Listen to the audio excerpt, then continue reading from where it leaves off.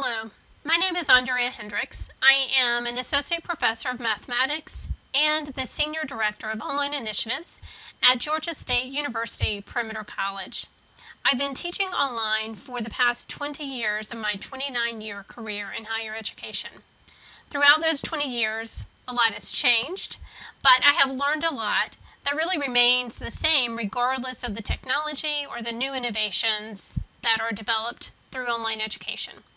And I would like to take a few moments to share my experience and some tips for teaching online that I hope you can implement in your own classes. It is difficult to sum up my experience of 20 years teaching online, but I'm going to attempt to do so in the next few slides. And I really think it boils down to these 5 lessons that I've learned. That is that teaching online is more than moving content online. Student success does not arise by chance. The instructor is the most important part of the course, and I'll explain what I mean by that. Designing effective online courses is work, and it is necessary to address students' misconceptions about online learning. So I initially thought that if I put my content out there, right, in an online environment, students would know how to use the tools and navigate through the content, and that they would actually use the resources on their own, right, that they would read the book and watch the videos. Boy, was I wrong. Students went straight to what was for a grade and bypassed the very resources that could help them succeed. They could get 100 on the homework, but often failed proctored exams. They were working to get the grade, not studying to learn and retain the information. When teaching at a distance, students need guidance through the learning process and your content. You must curate the resources they need and make mandatory what is good for them. At-risk students do not do optional. If the activity is valuable to their learning, then make it part of the grade. I also had to build in strategies from learning science that would change the way students interact with the material. I had to integrate interactive lessons that could help them practice their common mistakes and misconceptions and give them immediate feedback. What is obvious to you is not obvious to novice learners. They need help making connections and understanding what is important. Students learn by what they think and do. So you must create opportunities for them to make meaningful connections and to reflect on what they are learning. Your activities should be purposeful and have a clear connection to the course. And according to transparency and learning, you need to explain the purpose to your students. An online course is student-centered. The teacher is not just the knowledge giver, but relationship builder. Without your physical presence in a classroom, students need your virtual presence, checking in on them, discussing their progress, and help knowing that they are not alone. They need to know that a bot is not running the course. Tip 2 is that student success does not arise by chance. And if it was not the case, our pass rates in online courses would be sky high. For online courses, the first 2 weeks, in my mind, are the most critical. In that time, we need to be ultra present, passionate, and compassionate with our students. We must create swift trust with our students by showing them that we are accessible and reachable, and that we will respond to their questions in kindness and with immediacy. If a student falls behind during the first 2 weeks, there is little hope of catching up. And one thing that you could do to help in this area is to provide opportunities for students to meet with you virtually during the first 2 weeks, and offer that as a homework grade, or offer some incentive, bonus points, or something for students to actually go through and make that meeting happen. We must provide feedback in a meaningful and timely manner. You would do this naturally in a face-to-face class after returning a graded exam. It takes more effort to do this in an online class, but it is no less important. In fact, all of the literature I read about online classes states that feedback is probably the most important item. Our feedback should also be faster than the U.S. mail service, or we have reduced our class to a correspondence course. An institution must also have a culture of supporting students. Don't let them start an online class in the third week of the semester, really after the first day of classes. Provide online tutoring options, online advising options, and so on. You must be able to meet the needs of online students, just as you do in a face-to-face environment. Have an early alert system, faculty training. Ideally, you would have a centralized online program that can cultivate online faculty and develop and create consistent practices and policies. We also need to integrate study strategies. I've mentioned this a little bit in the previous slide. Strategies from learning science, metacognition activities, mindset. We need to provide clear and consistent information about what it takes to succeed in an online course, and show them ideas from learning science that are grounded in evidence about how to effectively study for your course. Show them that learning actually requires a productive struggle and that mistakes grow the brain. You should also implement time for regular reflection, things like exam wrappers, time for them to elaborate on topics that you've presented, summaries in your modules. And lastly, we need to humanize the content and humanize the course. This can be done through personalized emails and nudges. In our LMS, we have a replacement string that we can use to put in a student's first name for each of the emails that we send out. Intelligent agents to connect with students that haven't logged in or that have failed the first test or actually passed the first test, right? We want to not forget the students who are performing well. Add a welcome video or a picture. You should also summarize key concepts and common errors. Provide tips for learning the concepts just like you would do in a face-to-face class. But be mindful of the cognitive load so that we don't overwhelm students. Tip 3 is that the instructor is the most important part of the course. I used to think very differently about this, especially when I was teaching face-to-face. And I'm not saying that the student does not have any responsibility. Ultimately, the student is the one that must do the work in the course. But here are 3 big reasons why I believe that the instructor is the most important part. First, you are the face of the institution or your department to a student. And sometimes the only connection to the college, you let them know about other resources that they can access on campus as a student, right? The counseling services or the tutoring services. You answer financial aid questions, registrar questions. You are often the face of the publisher as well. It is important for you to understand the technology you are using and how to support your students appropriately. You're the one who can make the student feel like they belong in your class and in college. According to the SESI survey, the most important factor to keep a student in college is that someone knows their name. How much more important this is in an online environment when we don't see our students physically. And there are some simple things you can do in addition to what I shared on the last slide. You can rebrand your office hours to student hours, consultations. I've read some people call them happy hour or afternoon tea. Rebrand group work to teamwork.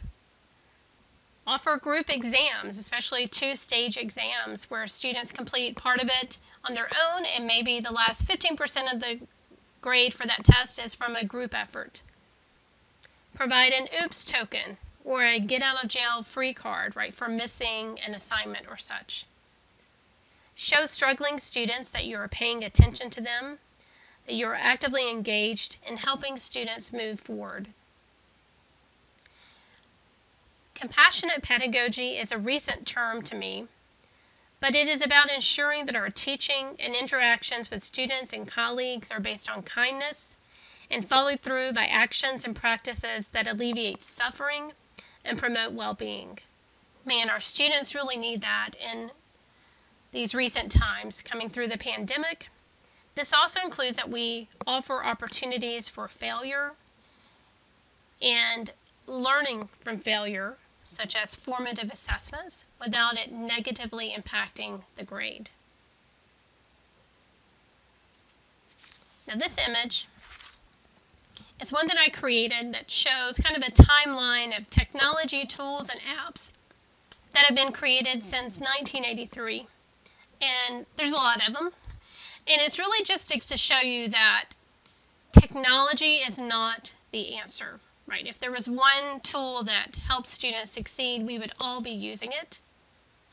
The technology does not replace the human connection that is needed for students to succeed. So just keep that in mind as you're teaching your online classes. The next tip is that designing effective online courses takes work. And I'm sure everyone can relate to that after coming through this last year and a half. But there are things that you can do to make your work more efficient. You can create learning objects that can be used and reused in your courses. These learning objects should be book agnostic as much as possible. You can also make your documents, videos, materials accessible from the get-go so that you do not have to go back and make them that way. I'm doing this right now in one of my courses, and it's challenging, right? You have to go back and be mindful of tagging images, using the appropriate heading structure, using color appropriately, captioning videos and such. But I would say that you have to tackle your course in small bits, right? Focus on doing one thing each semester. And know that you're not alone. There are professionals, instructional designers, who can assist you in your course creation. Online courses can be very rich, robust, and can lead to learning. I would say one other thing about efficient practices.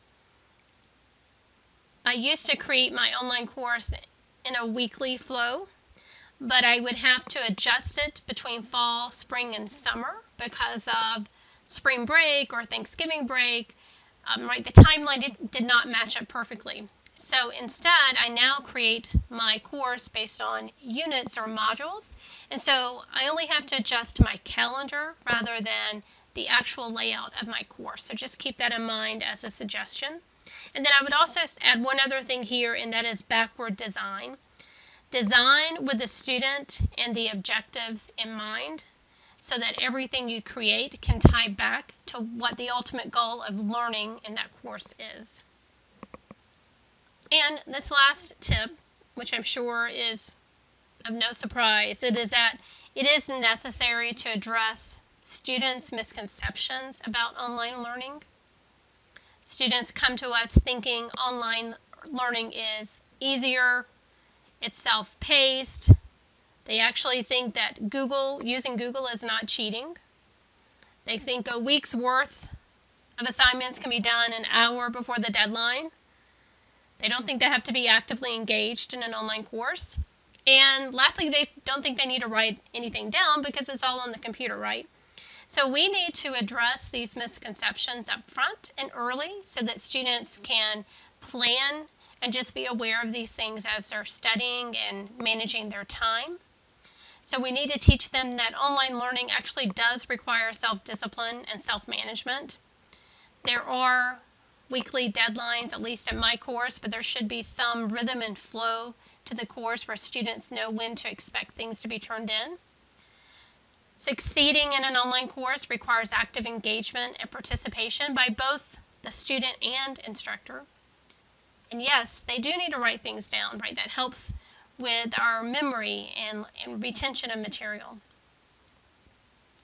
Cramming is not an effective way to approach a class. Work must be spread out over several days rather than in just one sitting. And really the one that I have spent a lot of time teaching my students is that outsourcing their learning to Google takes their brain out of the process, right? It takes it out of the learning loop. So if they're outsourcing their information, they're never going to be able to pull from that when they need it for a test. And then I want to just end with the Department of Education's revised definition of distance education. So there are some new regulations that are coming out that was crafted by a diverse group of experts with community involvement. This was primarily done to make a distinction between distance education and correspondence education. Colleges are going to have this regular and substantive interaction that is in this new definition to maintain their federal funding. I just want you to be aware of it. If you're not, you can certainly Google regular and substantive interaction for online classes and you'll find a lot of information out there. But regular interaction is defined between a student and an instructor where they are providing the opportunity for substantive interactions with this student on a predictable and scheduled basis.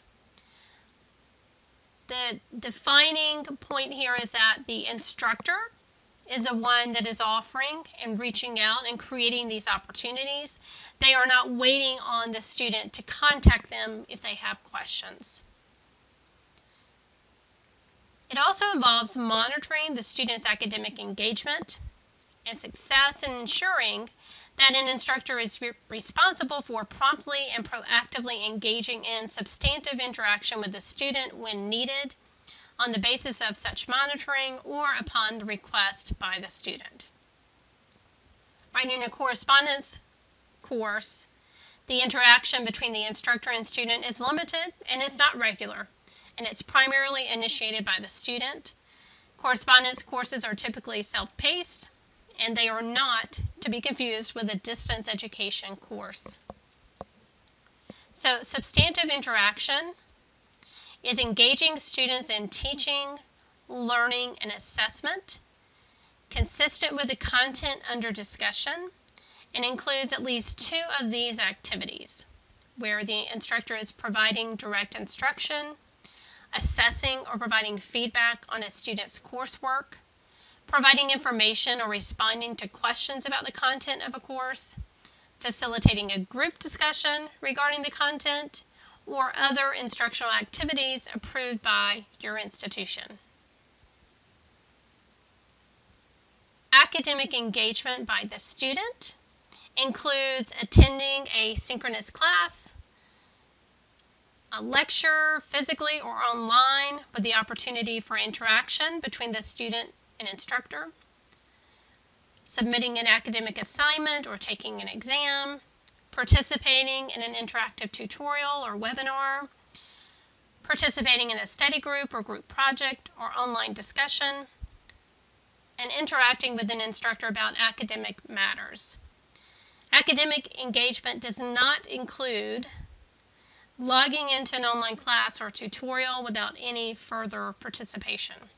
And these are important guidelines because if you are like my institution, we have to report students as attending or not attending. And so attending would be defined by some of these academic engagement criteria, but not attending would be a student who, for instance, just logs in but does nothing else. So it's important to kind of clarify the definition of engagement in a class. So I hope some of my lessons and tips have been helpful to you. If you have any questions and want to further the conversation, please feel free to reach out to me at ahendricks@gsu.edu. But thanks for tuning in and enjoy your day.